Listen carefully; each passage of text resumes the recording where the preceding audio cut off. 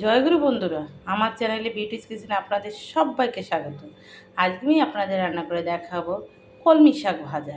এখানে দেখুন বন্ধুরা, আমি কলমি শাক নিয়ে আসছি, একদম আপনাদের দাদা কিনে বাজার থেকে টাটকা কলমি শাক।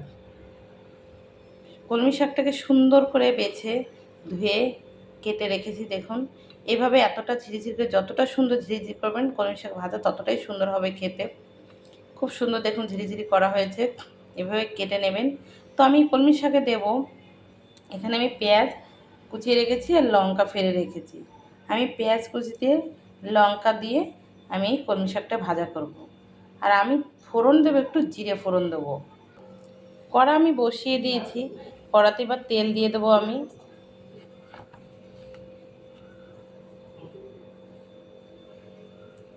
কড়াতে তেল দিয়ে দিয়েছি, এবার এই তেলে আমি একটু জিরে ফোড়ন দেবো। তেল গরম হয়ে গেছে, এবার আমি জিরে ফোড়ন দিয়ে দেবো। সামান্য একটু জিরে দিলেই হবে, জিরেটা একটু লাল লাল হবে।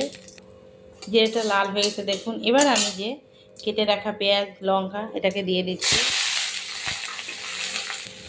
পেঁয়াজটা একটু সাঁতলে নেব, মানে একটু লাল লাল ভাজা হবে, ঠিক আছে। তারপরে আমি শাকটাকে দিয়ে দেবো। দেখুন পেঁয়াজের কালারটা অন্যরকম হয়ে গেছে। এবার আমি দিয়ে দেবো কেটে রাখা শাকটা। এবার দিয়ে একটু নেড়ে চেড়ে নেব।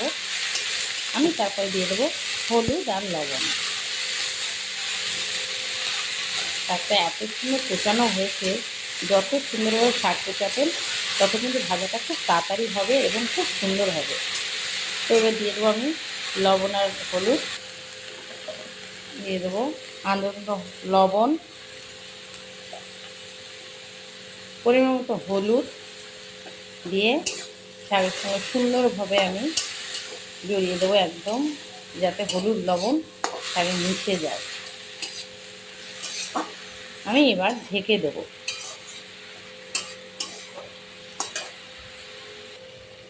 দেখুন শাক ঢাকার পরে একটু সময় ঢেকে দিয়েছি, তাতেই দেখুন 5 মিনিট ঢাকাতে একদম শাক গলে কি সুন্দর হয়ে গেছে, সিদ্ধ হয়েছে, দেখেছেন। এবার আমি নাড়বো চাড়বো, এর যে একটা জল ভাব, সেই জলটাকে আমি টানাবো গায়ের থেকে। তারপরে আমি শাক ভাজা নামিয়ে দেবো। দেখেন একটু শাক এভাবে ঘেটে ঘেটে দিতে হয়, তাহলে আরও ভালো হয়।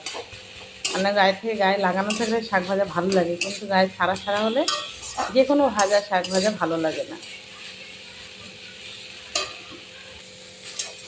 দেখুন শাকের গায়ের যে জল স্যাঁতসেঁতে ভাবটা পুরো টেনে গেছে, শাক পুরো শুকিয়ে গেছে।